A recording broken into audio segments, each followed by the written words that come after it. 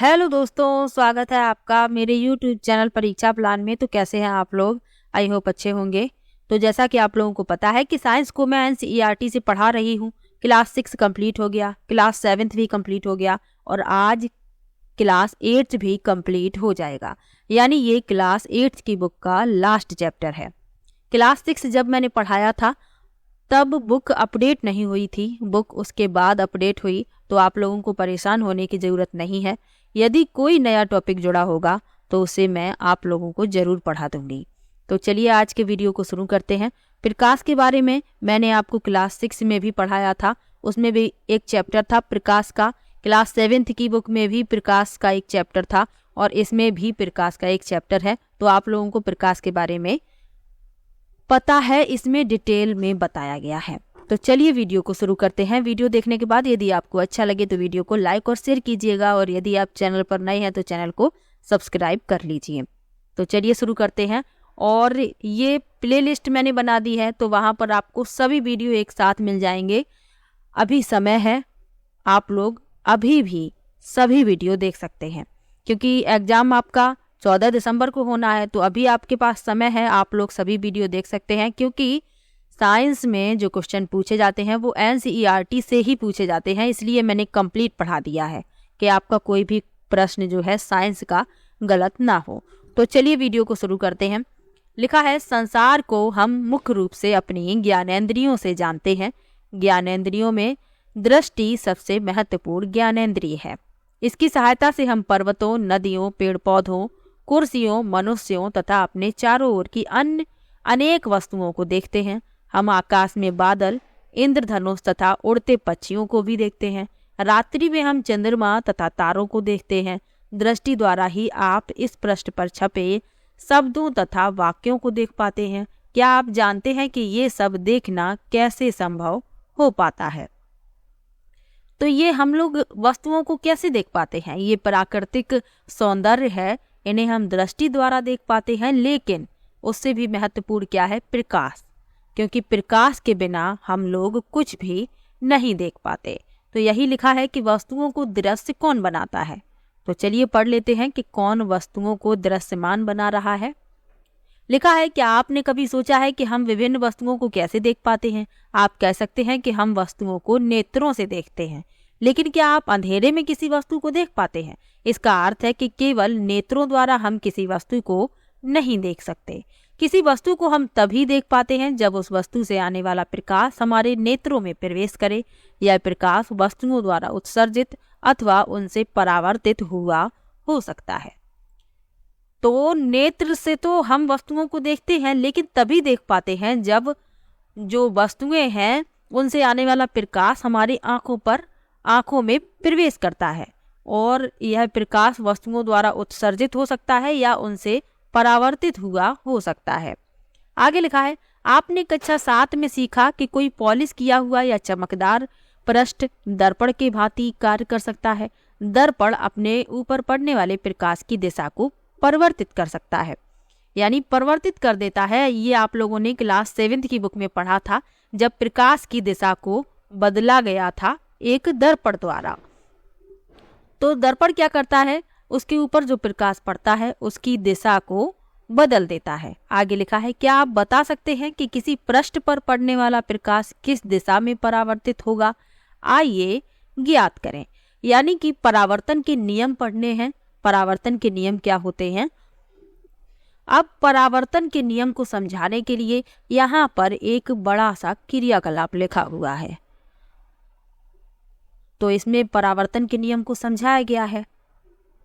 तो चलिए जल्दी जल्दी से पढ़ लेते हैं। यदि क्रियाकलाप नहीं पढ़ेंगे तो आपको जो आपतित किरण है, परावर्तित किरण है, आपतित कोण है, ये सब आपको समझ में नहीं आएगा। तो चलिए इसको पढ़ लेते हैं। क्या करना है? किसी मेज या ड्राइंग बोर्ड पर सफेद कागज की एक शीट लगाइए। एक कंघा लीजिए और इसके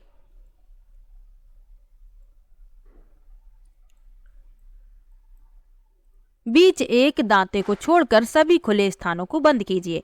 इस कार्य के लिए आप काले कागज की एक पट्टी का प्रयोग कर सकते हैं। कंघे को कागज की शीट के लंबवत पकड़िए। एक टार्च की सहायता से कंघे के खुले स्थान पर एक ओर से प्रकाश डालिए। टार्च तथा कंघे से कंघे के थोड़े से समायोजन के पश्चात आप कंघे के दूसरी ओर कागज की शीट के अनुदिश प्रकाश की एक किरण देखेंगे। कंघे तथा टॉर्च को इस स्थिति में स्थिर रखिए। प्रकाश किरण के गमन पथ के सामने समतल दर्पण की एक पट्टी रखिए। आप क्या देखते हैं, इस तरीके से करना है। जितना पढ़ने में समझ में नहीं आता है उतना चित्र के माध्यम से आप समझ सकते हैं। इस प्रकार से ये दर्पण रखा हुआ है, ये कंघा है, प्रकाश डालना है। आगे लिखा है क्या होगा कि दर्पण से टकराने के पश्चात प्रकाश किरण दूसरी दिशा में परावर्तित हो जाती है, क्योंकि दर्पण जो है प्रकाश की दिशा को बदल देता है। तो जैसे ही दर्पण से टकराती है प्रकाश की किरण, वह दूसरी दिशा में परावर्तित हो जाती है। किसी पृष्ठ पर पड़ने वाली प्रकाश की किरण को आपतित किरण कहते हैं, और यही आपको याद रखना है। क्रियाकलाप इतना महत्वपूर्ण नहीं है जितना आपको ये सब समझना है कि अगर प्रश्न पूछ लिया जाए कि आपतित किरण क्या है, तो किसी पृष्ठ पर जो प्रकाश की किरण पड़ती है वही कहलाती है आपतित किरण। या प्रश्न इस तरीके से पूछा जाएगा कि किसी पृष्ठ पर पड़ने वाली प्रकाश की किरण को क्या कहते हैं, तो आपतित किरण कहते हैं। पृष्ठ से परावर्तन के पश्चात वापस जाने वाली प्रकाश किरण को परावर्तित किरण कहते हैं, क्योंकि ये परावर्तित हो रही है, वापस जा रही है, तो इसे कहते हैं परावर्तित किरण। आगे बढ़ते हैं। अपने मित्रों की सहायता से कागज पर समतल दर्पण की स्थिति एवं आपतित एवं परावर्तित किरणों को दर्शाने वाली रेखाएं खींचिए। दर्पण तथा कंघे को हटाइए। दर्पण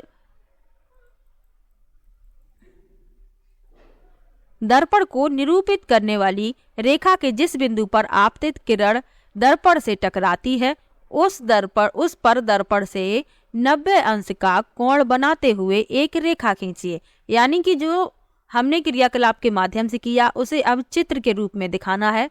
तो इस तरीके से ये दर्पण है, ये एक आपतित किरण है, एक परावर्तित किरण है, और ये खींचना है आपको अविलंब।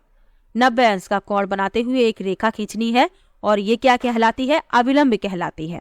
आपतित किरण तथा अविलंब के बीच के कोण को आपतन कोण आई कहते हैं।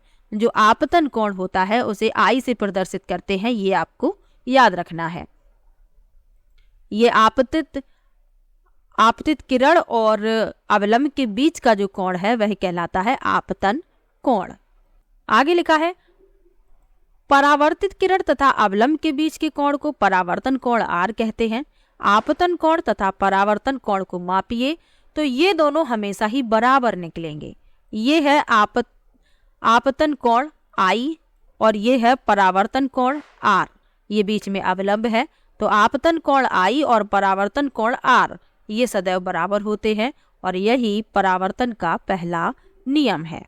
यानी एक नियम मैंने आपको पढ़ाया और पहला नियम यही बताया कि आपतन कोण सदैव परावर्तन कोण के बराबर होता है। यही यहाँ पर लिखा हुआ है। क्या आपतन कोण तथा परावर्तन के कोण के बीच कोई संबंध देखते हैं? क्या ये दोनों लगभग बराबर हैं? यदि यह क्रियाकलाप सावधानी पूर्वक किया जाए तो यह देखा जाता है कि आपतन कोण सदैव परावर्तन कोण के बराबर होता है। यह परावर्तन के नियमों में से एक है। आइए परावर्तन से संबंधित एक और क्रियाकलाप करें। तो हमें क्रियाकलाप नहीं करने हैं, हमें सिर्फ यही पढ़ना है कि जो आपतन कोण होता है वह सदैव परावर्तन कोण के बराबर होता है। इतना आपको याद रखना है। आगे बढ़ते हैं, अगले नियम पर चलते हैं। क्रियाकलाप ये वाला नहीं पढ़ेंगे। यहाँ एक महत्वपूर्ण तथ्य लिखा हुआ था, ये आपको पढ़ना आवश्यक है।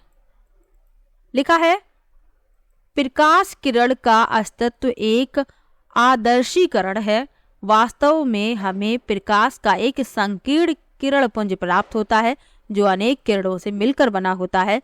सरलता के लिए हम प्रकाश के संकीर्ण किरण पुंज के लिए किरण शब्द का उपयोग करते हैं। आगे बढ़ते हैं। अब इस क्रियाकलाप के माध्यम से ये जो क्रियाकलाप किया जा रहा है यहाँ पर, इसके माध्यम से हमें ये पता चलेगा कि जो आपतित किरण, आपतन बिंदु और अवलंब सदैव एक ही तल में होते हैं। इस क्रियाकलाप के माध्यम से हमें ये पता चलेगा। तो चलिए सीधा यही पढ़ लेते हैं। यह परावर्तन का एक अन्य नियम है। पहला नियम आपको बता दिया कि आपतन कोण आई और परावर्तन कोण आर सदैव बराबर होते हैं। दूसरा है आपतित किरण आपतन बिंदु पर अभिलंब तथा परावर्तित किरण, ये सभी एक तल में होते हैं। यह परावर्तन का अन्य नियम है। आपको इतना ही याद रखना है, क्रियाकलाप आपको पढ़ने की आवश्यकता नहीं है। अब लिखा है नियमित तथा विसरित परावर्तन, जो आपके लिए इंपॉर्टेंट है, सिर्फ वही आपको बता रही हूं जहां से प्रश्न बनता है। तो इसके लिए क्रियाकलाप लिखा हुआ है। कल्पना कीजिए कि चित्र में दर्शाए अनुसार किसी अनियमित पृष्ठ पर समांतर किरणें आपतित होती हैं। याद रखिए, पृष्ठ के प्रत्येक बिंदु पर परावर्तन के नियम मान्य हैं। विभिन्न बिंदुओं पर परावर्तित किरणों की रचना करने के लिए इन नियमों का उपयोग कीजिए। क्या ये परावर्तित किरणें एक दूसरे के समांतर हैं? आप पाएंगे कि ये किरणें भिन्न भिन्न दिशाओं में परावर्तित होती हैं। इस चित्र के माध्यम से आप समझेंगे। यदि आपका पृष्ठ अनियमित है और उस पर जो किरणें हैं, प्रकाश की किरणें पड़ रही हैं, तो जो परावर्तन है वह इस प्रकार से आप पाएंगे, क्योंकि जो पृष्ठ है वह अनियमित है। आगे लिखा है, जब सभी समांतर किरणें किसी खुरदरे या अनियमित पृष्ठ से परावर्तन होने के पश्चात समांतर नहीं होती तो ऐसे परावर्तन को विसरित परावर्तन कहते हैं। याद रखिए कि विसरित परावर्तन में भी परावर्तन के नियमों का सफलतापूर्वक पालन होता है। प्रकाश का विसरण गत्ते जैसे विषय परावर्ती पृष्ठ पर अनियमितताओं के कारण होता है, क्योंकि जो पृष्ठ होता है वह अनियमित होता है, तो इसी तरीके से परावर्तन भी होता है। आगे लिखा है, इसके विपरीत दर्पण जैसे चिकने पृष्ठ से होने वाले परावर्तन को नियमित परावर्तन कहते हैं। चित्र में नियमित परावर्तन द्वारा प्रतिबिंब बनते हैं। इसमें आप देख सकते हैं, ये किसी दर्पण पर पड़ रही हैं प्रकाश की किरणें, तो ये नियमित परावर्तन है, और जो अनियमित पृष्ठ पर प्रकाश की किरणें पड़ी हैं तो वह कहलाता है विसरित परावर्तन। यहाँ एक महत्वपूर्ण तथ्य लिखा हुआ है, क्या हम सभी वस्तुओं को परावर्तित प्रकाश के कारण देखते हैं? तो लिखा है, आपके चारों ओर की लगभग सभी वस्तुएं आपको परावर्तित प्रकाश के कारण दिखाई देती हैं। उदाहरण के लिए चंद्रमा सूर्य से प्राप्त प्रकाश को परावर्तित करता है। इस प्रकार हम चंद्रमा को देखते हैं। जो पिंड दूसरी वस्तुओं के प्रकाश में चमकते हैं उन्हें प्रदीप्त पिंड कहते हैं। तो जो दूसरी वस्तुओं के प्रकाश में चमक रहे हैं वह कहलाते हैं प्रदीप्त पिंड, क्योंकि उनके पास खुद का प्रकाश नहीं होता। ये दूसरे पिंड के या दूसरी वस्तुओं के प्रकाश में चमकते हैं। आगे लिखा है, कुछ अन्य पिंड हैं जो स्वयं का प्रकाश उत्सर्जित करते हैं, जैसे सूर्य, मोमबत्ती की ज्वाला तथा विद्युत लैंप। इनका प्रकाश हमारे नेत्रों पर पड़ता है। इस प्रकार हम इन पिंडों को देखते हैं। जो पिंड स्वयं का प्रकाश उत्सर्जित करते हैं वे दीप्त पिंड कहलाते हैं, यानी जिनके पास खुद का प्रकाश होता है वे दीप्त पिंड कहलाते हैं, और जिनके पास स्वयं का प्रकाश नहीं होता वह प्रदीप्त पिंड कहलाते हैं। तो दीप्त और प्रदीप्त पिंड के बारे में आपको जानना आवश्यक था, इसलिए मैंने आपको ये बता दिया। अब लिखा है, परावर्तित प्रकाश को पुनः परावर्तित किया जा सकता है। कैसे किया जा सकता है, चलिए पढ़ते हैं। लिखा है, स्मरण कीजिए जब पिछली बार आप किसी केश प्रसाधक के यहाँ गए थे, उसने आपको एक दर्पण के सामने बैठाया था। बाल कट चुकने के पश्चात उसने आपके पीछे की ओर एक दर्पण रखा था। इस दूसरे दर्पण की सहायता से आप सामने वाले दर्पण में यह देख सकते थे कि बाल कैसे कटे हैं। तो आप लोग इस प्रकार घर में भी कर सकते हैं। आप अपने पीछे कैसे देख पाएंगे, दूसरे शीशे से देख लेते हैं सामने वाले दर्पण में। तो इस तरीके से आप परावर्तित प्रकाश को पुनः परावर्तित करते हैं, यही बताया जा रहा है। आगे लिखा है, क्या आप बता सकते हैं कि अपने सिर के पीछे बालों को आप कैसे देख पाए थे? पहेली को याद आया कि कक्षा 7 में विस्तारित क्रियाकलाप के रूप में उसने एक पारदर्शी बनाया था। पारदर्शी में 2 समतल दर्पण उपयोग किए जाते हैं। क्या आप बता सकते हैं कि दर्पणों से परावर्तन द्वारा आप उन वस्तुओं को देखने योग्य कैसे बना पाते हैं जिन्हें आप सीधे नहीं देख पाते? पारदर्शियों का उपयोग पनडुब्बियों, टैंकों, बंकरों में छिपे सैनिकों द्वारा बाहर की वस्तुओं को देखने के लिए किया जाता है, क्योंकि इसमें परावर्तित प्रकाश को पुनः परावर्तित किया जाता है। तो इनका उपयोग कहाँ पर किया जाता है? पनडुब्बियों में, टैंकों में, बंकरों में, तो इनमें इनका प्रयोग किया जाता है। तो परावर्तित प्रकाश को पुनः परावर्तित कर सकते हैं, और ये आपने प्रयोग करके भी देख लिया होगा, जैसे यहाँ पर नाई की दुकान के द्वारा समझाया गया था। अब लिखा है बहुप्रतिबिंब। बहुप्रतिबिंब क्या है, चलिए पढ़ लेते हैं। लिखा है, आप जानते हैं कि समतल दर्पण द्वारा किसी वस्तु का केवल एक ही प्रतिबिंब बनता है। यदि दो समतल दर्पणों को संयोजनों में उपयोग करें तो क्या होगा, आइए देखें।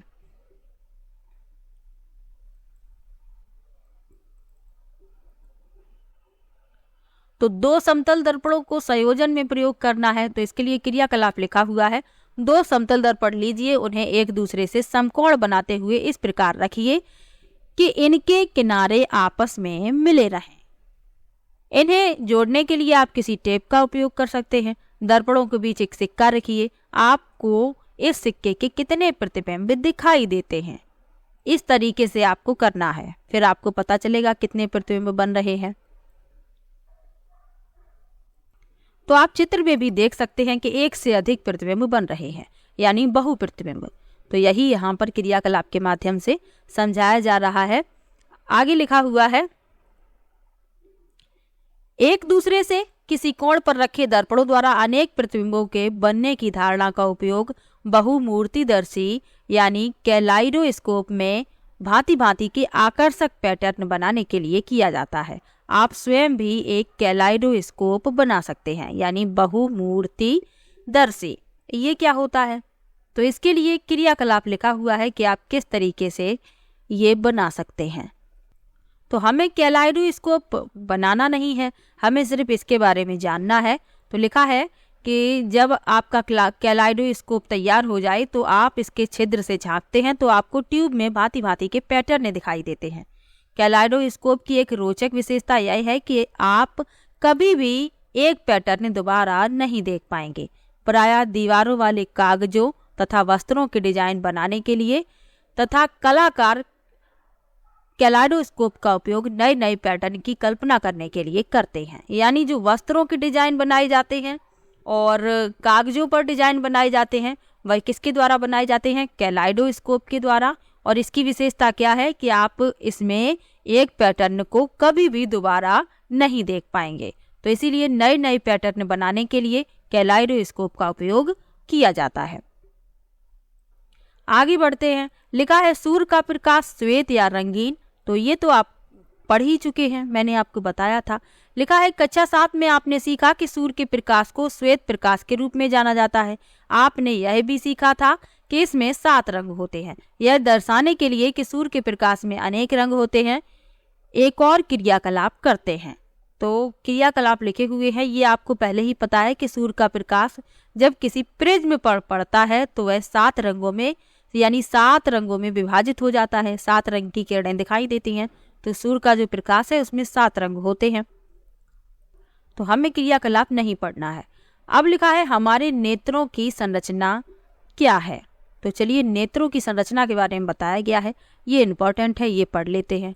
लिखा है, हम वस्तुओं को केवल तभी देख पाते हैं जब उनसे आने वाला प्रकाश हमारे नेत्रों में प्रवेश करता है। नेत्र हमारी सबसे महत्वपूर्ण ज्ञानेंद्रियों में से एक है, इसीलिए इसकी संरचना तथा कार्यविधि को समझना हमारे लिए विशेष महत्व रखता है। हमारे नेत्र की आकृति लगभग गोलाकार है। नेत्र का बाहरी आवरण सफेद होता है, यह कठोर होता है ताकि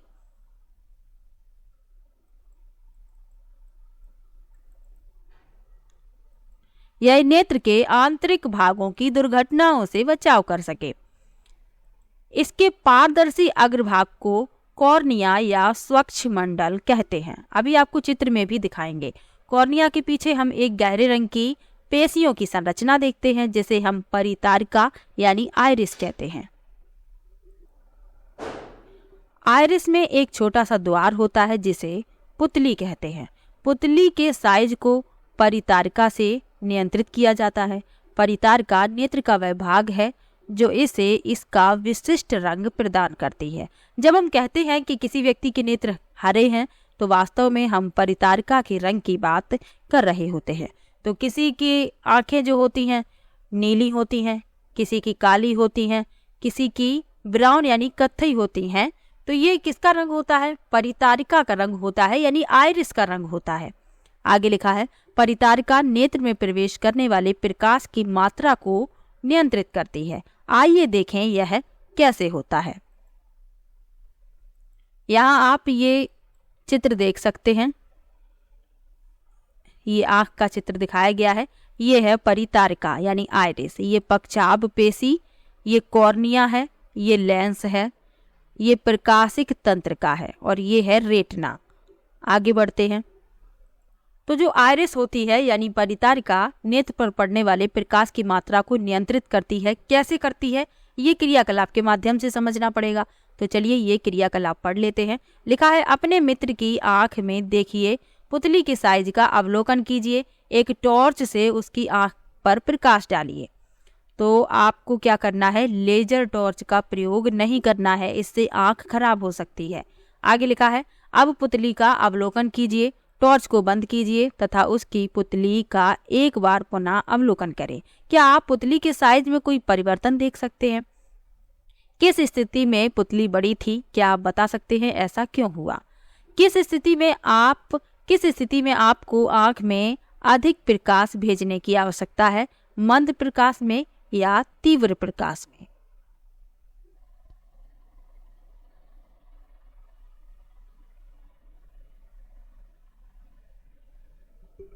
तो ये क्रियाकलाप जो है ये समझाया जा रहा है कि जो परितारिका होती है वह आंख पर पड़ने वाले प्रकाश की मात्रा को नियंत्रित करती है। अब परितारिका में ही छोटे से द्वार होते हैं जिन्हें पुतली कहा जाता है।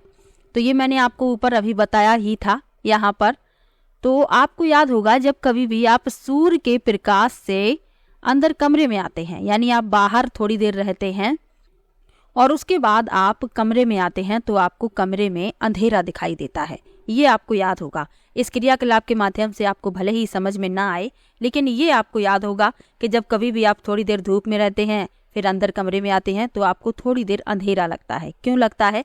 क्योंकि तेज रोशनी के कारण जो आँखों की पुतलियाँ होती हैं वह सिकुड़ जाती हैं, और जब हम अंधेरे कमरे में आते हैं यानी कम रोशनी वाली जगह में आते हैं तो क्या होता है, पुतलियों को फैलकर ज़्यादा रोशनी को अंदर लेने में समय लगता है।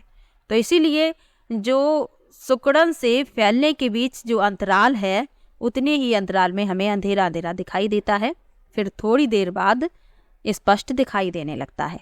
तो ये आपको याद होगा, यही क्रियाकलाप के माध्यम से समझाया जा रहा है कि तेज रोशनी में क्या होता है, जो आंखों की पुतलियाँ होती हैं वे सिकुड़ जाती हैं, और जब कम रोशनी में आती हैं तो वो फैलती हैं।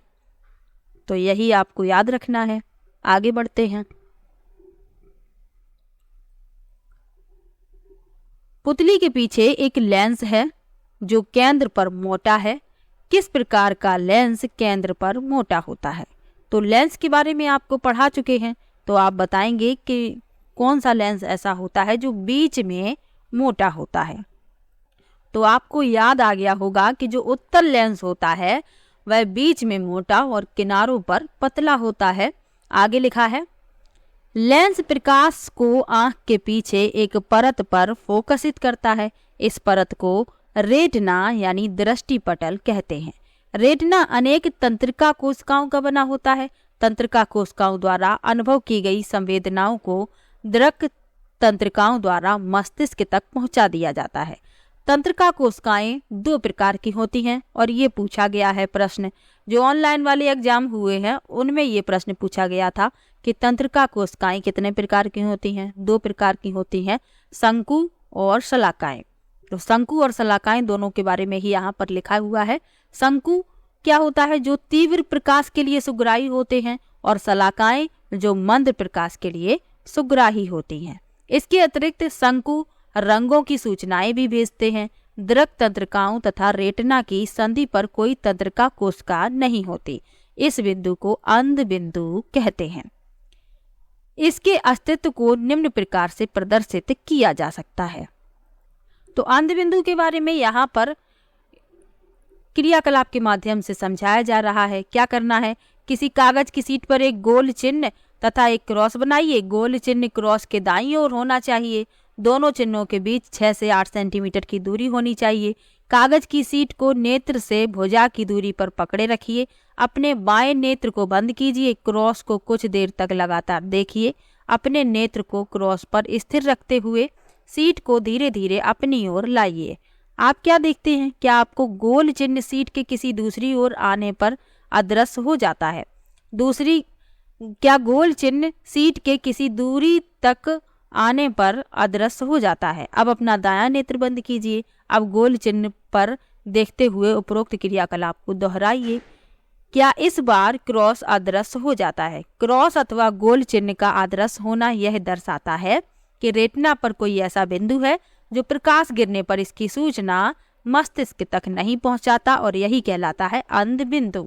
आपको जानना आवश्यक था, प्रश्न इससे नहीं पूछा जाता। आगे बढ़ते हैं। यानी आपको यह जानना आवश्यक था कि जो अंध बिंदु होता है वह प्रकाश के गिरने की सूचना मस्तिष्क तक नहीं पहुंचाता है। आगे लिखा है, रेटिना पर बने प्रतिबिंब का प्रभाव वस्तु को हटा लेने पर तुरंत ही समाप्त नहीं होता। यह लगभग 1/16 सेकंड तक बना रहता है। और ये इंपॉर्टेंट है, ये पूछा जा सकता है कि जो प्रतिबिंब होता है वस्तु को हटा लेने के तुरंत बाद ही समाप्त नहीं होता है। यह लगभग 1/16 सेकंड तक इसका प्रभाव रहता है रेटिना पर बने प्रतिबिंब का। इतना आपको याद रखना है, 1/16 सेकंड। इसलिए यदि नेत्र पर प्रति सेकंड 16 या इससे अधिक दर पर किसी गतिशील वस्तु के स्थिर प्रतिबिंब बने तो नेत्र को वह वस्तु चलचित्र की भांति चलती फिरती अनुभव होगी। तो इतना आपको याद रखना है। चलिए आगे बढ़ते हैं। आगे लिखा है, नेत्र को बाहरी वस्तुओं के प्रवेश से सुरक्षा देने के लिए प्रकृति ने पलकें प्रदान की हैं। पलकें बंद होकर अनावश्यक प्रकाश को भी नेत्रों में प्रवेश करने से रोक देती हैं। नेत्र एक ऐसा अद्भुत यंत्र है कि सामान्य नेत्र दूर स्थित वस्तुओं के साथ साथ निकट की वस्तुओं को भी स्पष्टतया देख सकता है। वह न्यूनतम दूरी जिस पर नेत्र वस्तुओं को स्पष्टतया देख सकता है आयु के साथ परिवर्तित होती रहती है। सामान्य नेत्र द्वारा पढ़ने के लिए सर्वाधिक सुविधाजनक दूरी लगभग 25 सेंटीमीटर है। और यही आपको याद रखना है कि जो स्पष्ट दृष्टि की न्यूनतम दूरी है वह कितनी है? 25 सेंटीमीटर। आगे लिखा है, कुछ मनुष्य पास रखी वस्तुओं को तो स्पष्ट रूप से देख सकते हैं परंतु दूर की वस्तुओं को स्पष्ट नहीं देख पाते। इसके विपरीत कुछ मनुष्य निकट रखी वस्तुओं को तो सुस्पष्ट नहीं देख पाते परंतु दूर की वस्तुओं को स्पष्ट देख सकते हैं। उचित संशोधक लेंसों के उपयोग द्वारा नेत्रों के इन दृष्टि दोषों का संशोधन किया जा सकता है। आगे लिखा है, कभी कभी विशेष रूप से वृद्धावस्था में नेत्र दृष्टि धुंधली हो जाती है। यह नेत्र लेंस के धुंधला हो जाने के कारण होती है। ऐसा होने पर कहा जाता है कि नेत्र में मोतियाबिंद विकसित हो रहा है। इसके कारण दृष्टि कमजोर हो जाती है जो कभी कभी अत्यधिक गंभीर रूप ले लेता है। इस दोष की चिकित्सा संभव है। अपारदर्शी लेंस को हटाकर नया कृत्रिम लेंस लगा दिया जाता है। आधुनिक प्रौद्योगिकी ने इस प्रक्रिया को और सरल एवं सुरक्षित बना दिया है। तो आपने देखा होगा कि मोतियाबिंद का ऑपरेशन होता है तो यही किया जाता है। जो अपारदर्शी लेंस होता है उसे हटाकर एक नया कृत्रिम लेंस लगा दिया जाता है। अब लिखा है कि नेत्रों की देखभाल कैसे की जाए, क्योंकि ये सबसे महत्वपूर्ण ज्ञानेंद्रिय है तो इसकी देखभाल भी करना बहुत आवश्यक है। तो लिखा है, यह आवश्यक है कि आप अपने नेत्रों की उचित देखभाल करें। यदि कोई भी समस्या है तो आपको किसी नेत्र विशेषज्ञ के पास जाना चाहिए। नेत्रों की नियमित जांच कराइए। यदि परामर्श दिया गया है तो उचित चश्मे का प्रयोग कीजिए। नेत्रों के लिए बहुत कम या बहुत अधिक प्रकाश हानिकारक है। अपर्याप्त प्रकाश से नेत्र खिंचाव तथा सर दर्द हो सकता है। यानी कि यदि आप बहुत अधिक प्रकाश का प्रयोग कर रहे हैं तो भी ये आपके लिए नुकसानदेह है, और यदि कम प्रकाश का प्रयोग कर रहे हैं इससे भी आपको नुकसान हो सकता है। आगे लिखा है, सूर्य या किसी शक्तिशाली लैंप का अत्यधिक तीव्र प्रकाश अथवा लेजर टॉर्च का प्रकाश रेटिना को क्षति पहुंचा सकता है।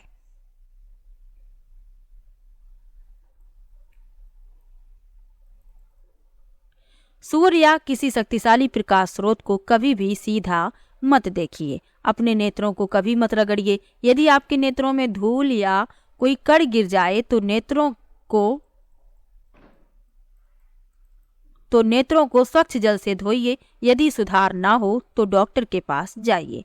पठन सामग्री को सदैव दृष्टि की सामान्य दूरी पर रखकर पढ़िए। अपनी पुस्तक को नेत्रों के बहुत समीप लाकर अथवा उसे नेत्रों से बहुत अधिक दूर ले जाकर मत पढ़िए। कक्षा 6 में आपने संतुलित आहार के बारे में सीखा था। यदि भोजन में किसी अवयव का अभाव है तो इससे नेत्रों को भी क्षति हो सकती है। भोजन में विटामिन ए का अभाव नेत्रों के अनेक रोगों के लिए उत्तरदायी है। इनमें सबसे अधिक सामान्य रोग है रतौंधी, क्योंकि विटामिन ए की कमी से रतौंधी रोग हो जाता है। तो आप लोगों को ऐसे आहार लेने चाहिए जिसमें विटामिन ए पर्याप्त मात्रा में हो। आगे यही बताया जा रहा है, इसलिए हमें अपने आहार में विटामिन ए युक्त अवयवों को सम्मिलित करना चाहिए। कच्ची गाजर,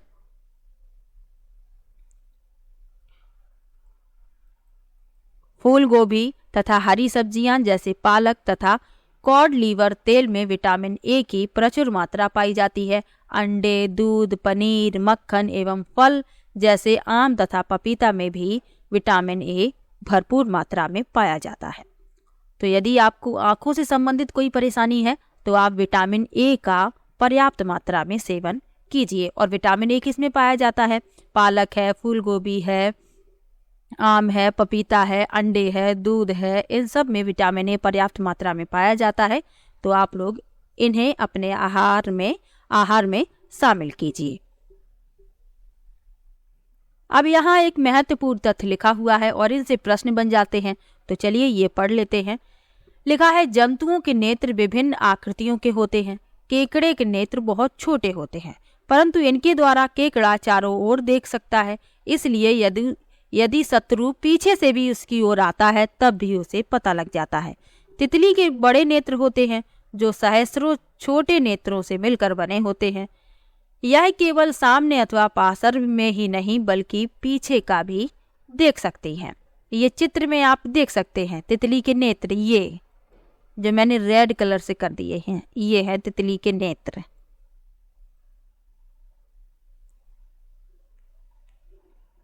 तो ये सामने, पार्श्व में और पीछे भी देख पाती हैं। आगे लिखा है, उल्लू रात में भली भांति देख सकता है परंतु दिन में नहीं देख पाता। इसके विपरीत दिन के प्रकाश में सक्रिय पक्षी दिन में अच्छी प्रकार देख सकते हैं लेकिन रात में ठीक से नहीं देख पाते। उल्लू के नेत्र में बड़ा कॉर्निया तथा बड़ी पुतली होती है ताकि नेत्र में अधिक प्रकाश प्रवेश कर सके।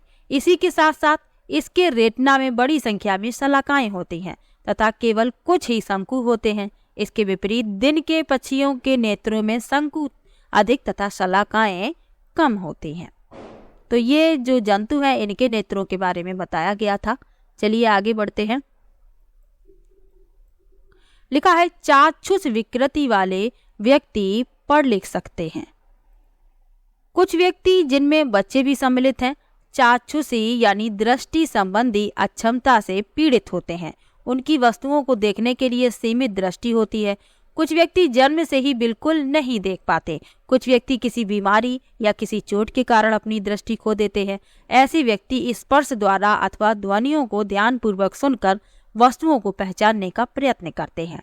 वे अपनी दूसरी ज्ञानेंद्रियों को अधिक विकसित कर लेते हैं, तथापि अतिरिक्त संसाधन उन्हें अपनी क्षमताओं को और अधिक विकसित करने में सक्षम बना सकते हैं।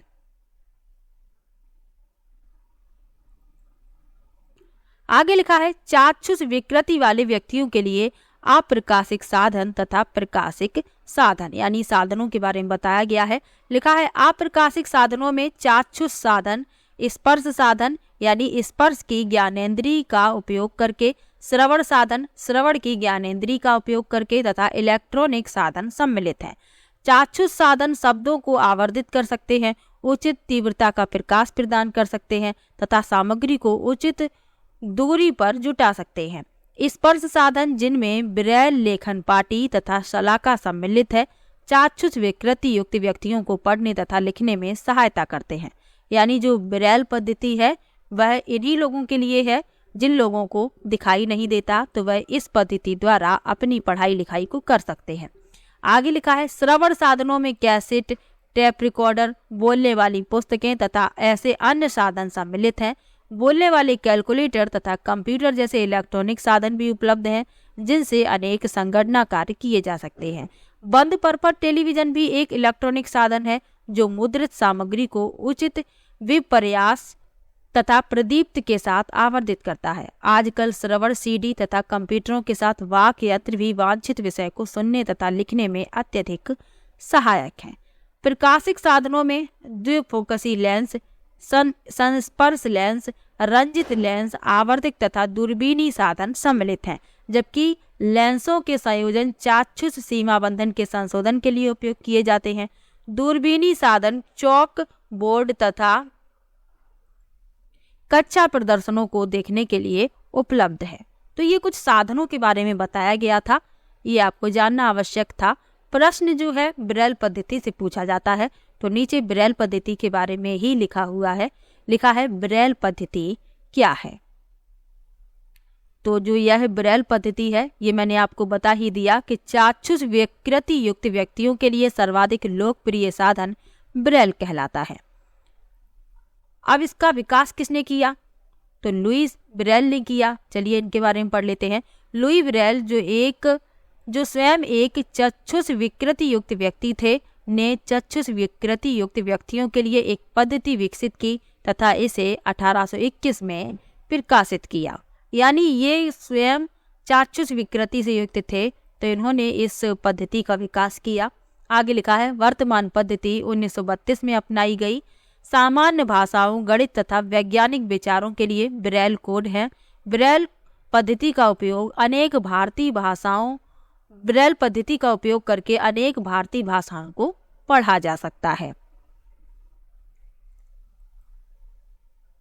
आगे लिखा है ब्रेल पद्धति में 63 बिंदुकित पैटर्न अथवा छाप है।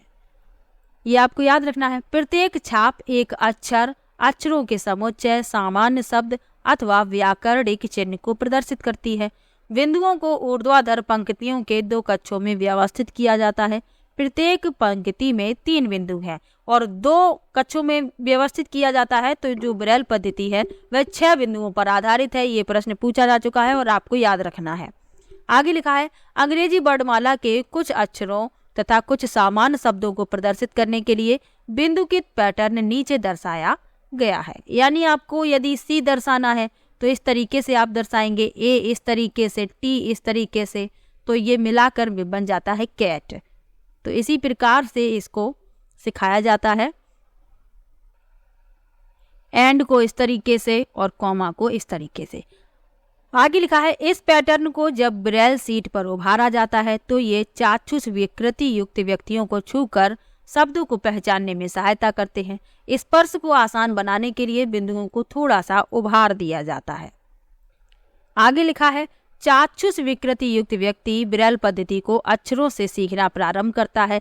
इसके पश्चात विशेष छापों एवं अक्षरों के संयोजनों को पहचानता है। सीखने की विधियां स्पर्श से पहचान करने पर निर्भर होती हैं।